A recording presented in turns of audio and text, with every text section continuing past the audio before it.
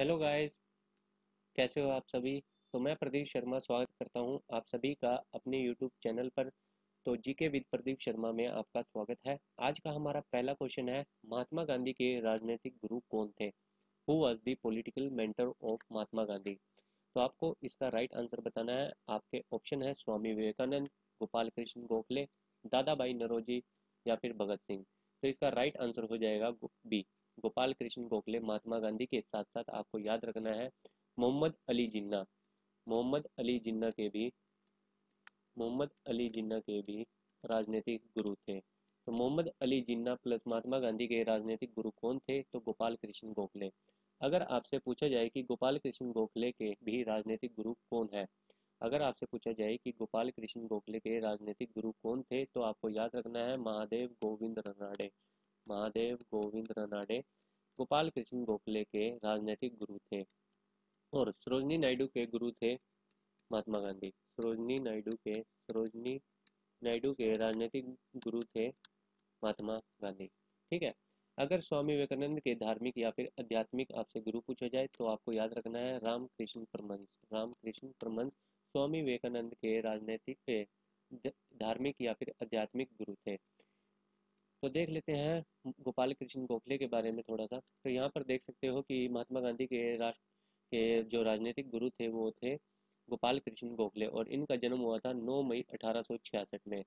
और गोखले ने 1905 में सर्वेंट्स ऑफ इंडियन सोसाइटी की स्थापना की थी। ये भी आपको याद रखना है, 1905 में सर्वेंट्स ऑफ इंडियन सोसाइटी की स्थापना किसने की थी, तो गोपाल कृष्ण गोखले ने की थी। और इनका फेमस क्योट है, तुम्हें धिक्कार है जो अपनी माँ बहनों पर हो रहे अत्याचारों को चुप्पी साध कर देख रहे हो, इतना तो पशु भी नहीं सहते। अगर आपसे ये पूछा जाए कि यह वाक्य किनका है, तो आपका राइट आंसर हो जाएगा गोपाल कृष्ण गोखले। आज का हमारा दूसरा क्वेश्चन है कि कौन सा देश भारत से ब्रह्मोस क्रूज मिसाइल खरीदेगा। तो आपको बताना है कि इनमें से कौन सा देश भारत से ब्रह्मोस क्रूज मिसाइल खरीदेगा। आपके ऑप्शन है अर्जेंटीना, अमेरिका, फिलीपींस, जापान। तो इसका राइट आंसर हो जाएगा सी, फिलीपींस इसका सही उत्तर है। आपको बताना है फिलीपींस की कैपिटल व करेंसी का क्या नाम है। तो फिलीपींस की करेंसी है पीसो। क्या है, पीसो इसकी करेंसी है, और यहाँ की कैपिटल का नाम है मनीला। तो फिलीपींस की राजधानी है मनीला और यहाँ की करेंसी है पीसो। आपको याद रखना है इसी के साथ साथ जापान की कैपिटल का नाम है टोक्यो और यहाँ की करेंसी है येन। जापान की करेंसी का नाम है येन, और अमेरिका में चलता है डॉलर। आपको याद रखना है अमेरिका में चलता है डॉलर, और यहाँ की कैपिटल है Washington DC. Washington DC America की कैपिटल है, और अर्जेंटीना की है ब्यूनस आयर्स। ब्यूनस आयर्स यहाँ की कैपिटल है। ब्यूनस आयर्स अर्जेंटीना की कैपिटल है। ठीक है, बढ़ते हैं नेक्स्ट क्वेश्चन की ओर। हमारा तीसरा क्वेश्चन है, ICC men's T20 team of the year के कप्तान कौन बने हैं। तो आपको बताना है who became the captain of the ICC men's T20 team of the year. आपके ऑप्शन है डेविड मिलर, रिजवान, शाहीन अफरीदी या फिर बाबर आजम। तो इसका राइट आंसर हो जाएगा बाबर आजम। ठीक है, और देख लेते हैं आईसीसी के अवार्ड किन्हें दिया गया है। आईसीसी 2021 में किन व्यक्तियों को अवार्ड दिया गया है। तो यहाँ पर देख सकते हो ICC men's test cricketer of the year, ये आपको याद रखना है, जो रूट को दिया गया है जो कि इंग्लैंड से है। और इसके साथ साथ ICC men's ODI cricketer of the year Babar Azam को दिया गया है जो कि पाकिस्तान से है। और टी20 men's cricketer of the year दिया गया है मोहम्मद रिजवान जो कि पाकिस्तान से है। ठीक है, ये बात आपको याद रखनी है। बढ़ते हैं आज के हमारे चौथे क्वेश्चन की ओर।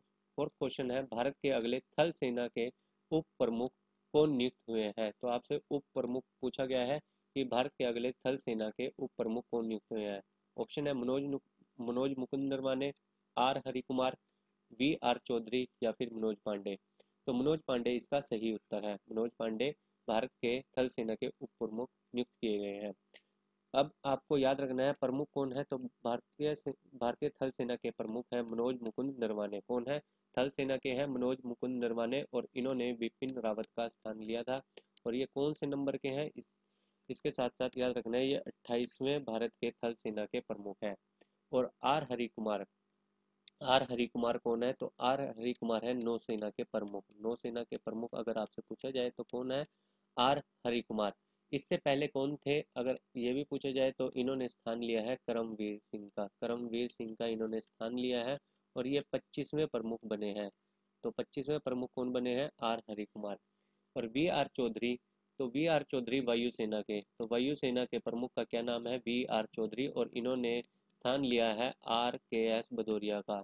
आर के एस भदौरिया का स्थान लिया है इन्होंने, वी आर चौधरी ने।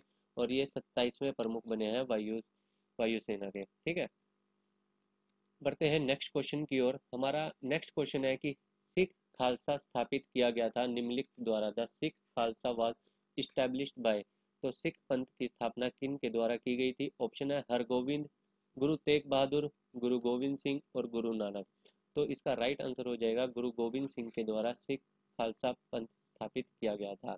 ठीक है, और आपको याद रखना है इसके साथ साथ हरगोविंद, हरगोविंद थे छठे गुरु, गुरु तेग बहादुर थे 9वें गुरु, गुरु गोविंद सिंह थे 10वें गुरु सिखों के, और गुरु नानक थे पहले गुरु।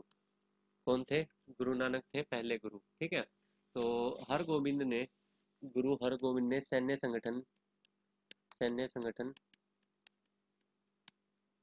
कि सिखों के लिए अलग से एक सैन्य संगठन बनाया था गुरु गोविंद सिंह जी ने। और गुरु तेग बहादुर, इनकी हत्या कर दी गई थी, यानी इनको मार दिया गया था औरंगजेब के द्वारा। ये 9वें गुरु थे सिखों के, और औरंगजेब ने इनकी हत्या कर दी थी इस्लाम ना स्वीकार करने के कारण से। ठीक है, बढ़ते हैं नेक्स्ट क्वेश्चन की ओर। छठा क्वेश्चन है, हाल ही में इंडोनेशिया ने अपनी नई राजधानी किसे बनाया है। आपके ऑप्शन है बटूमी, योग्यकार्टा, जकार्ता, नसूंतारा। तो आपको बताना है इंडोनेशिया ने अपनी नई राजधानी किसे बनाया है। आपके ऑप्शन है बटूमी, योग्यकार्टा, जकार्ता या फिर नसूंतारा। तो इसका राइट आंसर हो जाएगा जकार्ता को बदलकर इंडोनेशिया ने अपनी राजधानी बनाया है नसूंतारा को। ठीक है, बढ़ते हैं नेक्स्ट क्वेश्चन की ओर। अगला क्वेश्चन है, किस देश की सारा गिल ने पहली ट्रांसजेंडर डॉक्टर बनकर इतिहास रच दिया है। विच कंट्री सारा Gill created history by becoming the first transgender doctor. आपके ऑप्शन है दक्षिण अफ्रीका, पाकिस्तान, भारत या फिर अमेरिका। तो इसका राइट आंसर हो जाएगा बी। तो पाकिस्तान की पहली ट्रांसजेंडर जो कि डॉक्टर बनी है, इन्होंने इतिहास रच दिया है। वह वह पहली ट्रांसजेंडर बन गई है जो कि डॉक्टर है। ठीक है, अगला क्वेश्चन है, गदर पार्टी का मुख्यालय कहाँ पर स्थित है। आपको बताना है कि गदर पार्टी का मुख्यालय, where is the headquarter of Ghadar party located, कि गदर पार्टी का मुख्यालय कहाँ पर है। ऑप्शन है बर्लिन, कराची, सैन फ्रांसिस्को या फिर मॉस्को। तो इसका राइट आंसर हो जाएगा सैन फ्रांसिस्को में। गदर पार्टी का मुख्यालय कहाँ पर है, तो सैन फ्रांसिस्को में गदर पार्टी का मुख्यालय है। और गदर पार्टी की स्थापना कब हुई थी, तो 1916 में। कब हुई थी, 1916 में गदर पार्टी की स्थापना की गई थी। किसके द्वारा की गई थी, तो लाला हरदयाल के द्वारा गदर पार्टी की स्थापना की गई थी। आपको याद रखना है 1916 में। कब, 1916 में गदर पार्टी की स्थापना, सॉरी 1913, ये याद रख लेना 1913 में। कब, 1913 में लाला हरदयाल के द्वारा गदर पार्टी की स्थापना की गई थी। और इनके साथ थे काशीराम, इन्होंने 1913 में गदर पार्टी की स्थापना की थी। कहाँ पर, सैन फ्रांसिस्को में। कहाँ पर, सैन फ्रांसिस्को में इसकी स्थापना की थी। नेक्स्ट क्वेश्चन है, फोर्ब्स की लिस्ट 2021 में सबसे अधिक कमाई करने वाली महिला खिलाड़ी कौन बनी है। Who became the highest paid female sport person in the Forbes list 2021। आपके ऑप्शन है नाओमी ओसाका, मैरी कॉम, पीवी सिंधु या फिर सिमोना विलियम। तो इसका राइट आंसर हो जाएगा नाओमी ओसाका। ये जापान से हैं और ये फेमस टेनिस खिलाड़ी हैं। ये फेमस टेनिस खिलाड़ी हैं। और आपको याद रखना है इसी के साथ साथ मैरी कॉम किस खेल से संबंधित है, तो ये बॉक्सिंग से संबंधित है। पीवी सिंधु ये बैडमिंटन से संबंधित है। और सिमोना विलियम ये भी टेनिस से संबंधित है। ये भी टेनिस से संबंधित है। ठीक है, नेक्स्ट क्वेश्चन है, अंत्योदय का विचार किसने दिया था। Who gave the idea of Antyodaya. तो आपसे पूछा गया है कि अंत्योदय का विचार किन्होंने दिया था। आपके ऑप्शन है विनोबा भावे, जयप्रकाश नारायण, श्री अरविंद या फिर महात्मा गांधी। तो इसका सही उत्तर क्या होगा, जल्दी से जल्दी कमेंट करके बताइए। जब मैं आपको कहता हूँ कि जल्दी से जल्दी इसका सही उत्तर कमेंट करके बताइए, तो आपको कमेंट करना होता है ताकि आपको पता लगे कि इसका सही उत्तर क्या है। मैंने तो आपको बता ही देना कि इसका सही उत्तर क्या है, आपको भी क्या करना है, आपको भी इसका सही उत्तर बताना है। तो इसका सही उत्तर क्या हो जाएगा? सी इसका सही उत्तर है। जयप्रकाश नारायण के द्वारा अंत्योदय का विचार दिया गया था। तो अंत्योदय का विचार किन्होंने दिया था? तो जयप्रकाश नारायण ने दिया था। और इन्होंने संपूर्ण क्रांति, अगर आपसे पूछी जाए कि संपूर्ण क्रांति का नारा भी किन्होंने दिया था, तो संपूर्ण क्रांति का नारा दिया था जयप्रकाश नारायण ने। और भूदान आंदोलन पूछा जाए कि भूदान आंदोलन किन्होंने स्टार्ट किया था, तो इसका आंसर हो जाएगा विनोबा भावे ने भूदान आंदोलन की शुरुआत की थी। बढ़ते हैं नेक्स्ट क्वेश्चन की ओर।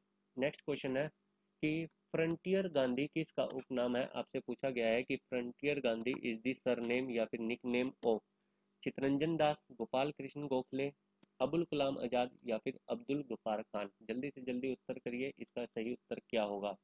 तो जल्दी से जल्दी उत्तर करिए, इसका सही उत्तर क्या होगा? फ्रंटियर गांधी या फिर सीमांत गांधी के नाम से किसे जाना जाता है? सीमांत गांधी भी बोला जाता है। तो इसका सही उत्तर हो जाएगा अब्दुल गफ्फार खान। डी इसका सही उत्तर है। फ्रंटियर गांधी या फिर सीमांत गांधी के नाम से जाना जाता है किन्हें? अब्दुल गफ्फार खां को। किसने जाना जाता है? अब्दुल गफ्फार खां को जाना जाता है। ठीक है। अब देश बंधु के नाम से जाना जाता है चितरंजन दास को। किन्हें देश बंधु के नाम से जाना जाता है? चितरंजन दास को। और इसी के साथ साथ बिहार केसरी के नाम से जाना जाता है। बिहार केसरी आपसे पूछा जाए तो किन्हें बिहार केसरी के निकनेम से किसे जाना जाता है? तो जाना जाता है कृष्ण सिंह को। कृष्ण सिंह को जाना जाता है। ठीक है। और आप सभी जानते हैं कि महात्मा गांधी को बापू या फिर राष्ट्रपिता या फिर युग पुरुष के नाम से जाना जाता है। और लोकनायक के नाम से अगर पूछा जाए लोकनायक के नाम से कितने जाना जाता है, तो ये जाना जाता है लोकनायक के नाम से। तो इसका सही उत्तर हो जाएगा जयप्रकाश नारायण को। जयप्रकाश नारायण को। जयप्रकाश नारायण का निकनेम क्या है? लोकनायक। आप सभी को बताना है कि लोकमान्य किन्हें कहा जाता है, कि लोकमान्य के नाम से किन्हें जाना जाता है। सभी के सभी इसका कमेंट करके बताइए कि लोकमान्य के नाम से किसे जाना जाता है। लोकमान्य के नाम से। ठीक है। आपको कमेंट करके बताना है कि लोकमान्य के नाम से किन्हें जाना जाता है। बढ़ते हैं नेक्स्ट क्वेश्चन। आज का हमारा 12वां क्वेश्चन है, सुभाष चंद्र बोस ने कांग्रेस के किस अधिवेशन की अध्यक्षता की थी? Which session of Congress was presided over by Subhash Chandra Bose? ठीक है। इसके ऑप्शन है लखनऊ अधिवेशन, हरिपुरा अधिवेशन, सूरत अधिवेशन या फिर कोलकाता अधिवेशन।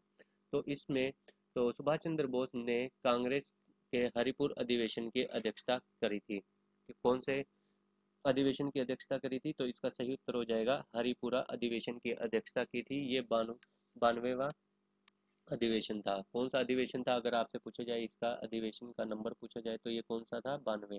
ठीक है। बढ़ते हैं नेक्स्ट क्वेश्चन की ओर। हमारा नेक्स्ट क्वेश्चन है, भारतीय प्रशासनिक सेवा किसके शासन में प्रारंभ हुई थी? तो किसके शासनकाल में प्रशासनिक सेवा, भारतीय प्रशासनिक सेवा शुरू हुई थी? आपके ऑप्शन है Lord Bentinck, Lord Cornwallis, Lord Curzon या फिर लॉर्ड डलहौजी। तो इसका सही उत्तर हो जाएगा बी। तो बी इसका सही उत्तर है। लॉर्ड कॉर्नवालिस के शासन में भारतीय प्रशासनिक सेवा शुरू की गई थी। इसके साथ साथ लॉर्ड कॉर्नवालिस को नागरिक सेवा का भी जनक बोला जाता है। आपको ये चीज़ याद रखनी है। स्थायी बंदोबस्त भी कॉर्नवालिस के द्वारा 1793 में, कब? 1793 में स्थायी बंदोबस्त भी शुरू करी थी लॉर्ड कॉर्नवालिस के द्वारा। यानी कि इसमें क्या होता था कि जमींदारों को भू राजस्व का 10/11 भाग 10/11 भाग तो कंपनी को देना होता था और 1/11वां भाग जमींदारों को खुद रखना होता था स्थायी बंदोबस्त में। ठीक है। और लॉर्ड बेंटिक के बारे में देख लेते हैं। तो इन्होंने सती प्रथा, इसी के साथ साथ ठगी प्रथा बंद करी थी। सती प्रथा कब बंद करी थी? तो 1829 में सती प्रथा को बंद किया था और 1830 में ठगी प्रथा को लॉर्ड विलियम बेंटिक के द्वारा बंद किया गया था। अगर आपसे पूछा जाए कि लॉर्ड कर्जन ने बंगाल विभाजन कब किया था, तो 1905 में लॉर्ड कर्जन के द्वारा बंगाल का विभाजन किया गया था। और इसी के साथ साथ लॉर्ड डलहौजी के बारे में क्या याद रखना है कि इन्होंने इनाम कमीशन की स्थापना करी थी। इनाम कमीशन की स्थापना की थी किसके द्वारा की गई थी? तो लॉर्ड डलहौजी के द्वारा की गई थी, जिसके तहत भूमिकर रहित जो जागीर थे उनका पता करके उनसे जमीनों को हड़पना था। तो लॉर्ड डलहौजी के द्वारा डॉक्ट्रिन ऑफ लेप्सी स्टार्ट की गई थी। डॉक्ट्रिन ऑफ लेप्सी भी स्टार्ट की गई थी। और इन्हीं के टाइम में और या फिर आप बोल सकते हो कि रेलवे का जनक किन्हें बोला जाता है, लॉर्ड डलहौजी को बोला जाता है। और इन्हीं के समय में पहली डाक की डाक टिकट भी चलाई गई थी, किसके द्वारा, लॉर्ड डलहौजी के द्वारा पहली डाक टिकट चलाई गई थी। और रेलवे का जनक भी किसे बोला जाता है, रेलवे का जनक भी लॉर्ड डलहौजी को बोला जाता है। बढ़ते हैं नेक्स्ट क्वेश्चन की ओर। आज का हमारा अगला क्वेश्चन है, आदि ग्रंथ किसने संकलित किया था, हु कंपाइल्ड दी आदि ग्रंथ। आपके ऑप्शन है गुरु अर्जुन देव, गुरु गोविंद सिंह, गुरु रामदास और गुरु नानक। तो इसका सही उत्तर हो जाएगा गुरु अर्जुन देव के द्वारा आदि ग्रंथ संकलित किया गया था। ठीक है, बढ़ते हैं नेक्स्ट क्वेश्चन की ओर। नेक्स्ट क्वेश्चन है कि भारतीय रेलवे ने ट्रेन गार्ड के पद का नाम बदलकर क्या कर दिया है। तो what did Indian railway change the name of the post of train guard. Coach manager, bogie manager, train manager या फिर कोच गार्ड। तो इसका सही उत्तर क्या है, ट्रेन मैनेजर। तो भारतीय रेलवे ने ट्रेन गार्ड का क्या नाम रख दिया है, ट्रेन मैनेजर नाम कर दिया है। बढ़ते हैं अगले क्वेश्चन की ओर। मिसिज वर्ल्ड 2020 का खिताब किसने जीता है, who won the Mrs world 2022 title. आपको बताना है कि 2022 का मिसिज वर्ल्ड खिताब किन्होंने जीता है। Cat श्राइडर, Tanushree Dutta, Shaylyn fraud और हरनाज कौर संधू। आपको बताना है कि मिसिज वर्ल्ड 2022 का खिताब किन्होंने जीता है। तो इसका सही उत्तर हो जाएगा शाइलिन फ्रॉड ने मिसिज वर्ल्ड 2022 का खिताब जीता है। और हरनाज कौर संधू ने जीता था 2021 का मिस यूनिवर्स। तो मिस यूनिवर्स जीता था हरनाज कौर संधू ने। ये चंडीगढ़ की रहने वाली है, ये चंडीगढ़ की रहने वाली है। ठीक है, बढ़ते हैं नेक्स्ट क्वेश्चन की ओर। आज का हमारा अगला क्वेश्चन है, किस राज्य में देश की पहली न्याय घड़ी लगाई गई है।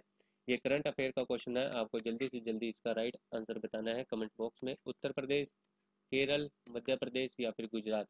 तो कहाँ पर देश के किस राज्य में पहली न्याय घड़ी लगाई गई है। तो इसका राइट आंसर है गुजरात में। कहाँ पर, तो गुजरात में। अगला क्वेश्चन है, राष्ट्रीय गान किस कांग्रेस अधिवेशन में गाया गया था, in which Congress session was the national anthem sung. तो आपको बताना है कि राष्ट्रीय गान किस कांग्रेस अधिवेशन में गाया गया था। इसके साथ साथ आपको कौन सा अधिवेशन था ये भी आपको बताना है कि कौन सा अधिवेशन था, कौन सा अधिवेशन था, राष्ट्रीय गान कौन से अधिवेशन में गाया गया था। ठीक है, तो इसका क्या राइट आंसर है, आपको बताना है मुंबई, लखनऊ, कलकत्ता या फिर सूरत। तो इसका राइट आंसर क्या हो जाएगा, राष्ट्रीय गान गाया गया था 27वें अधिवेशन में। कब, 27वें अधिवेशन में गाया गया था। कहाँ पर गाया गया था, तो कलकत्ता में गाया गया था। कब गाया गया था, तो 1911 में।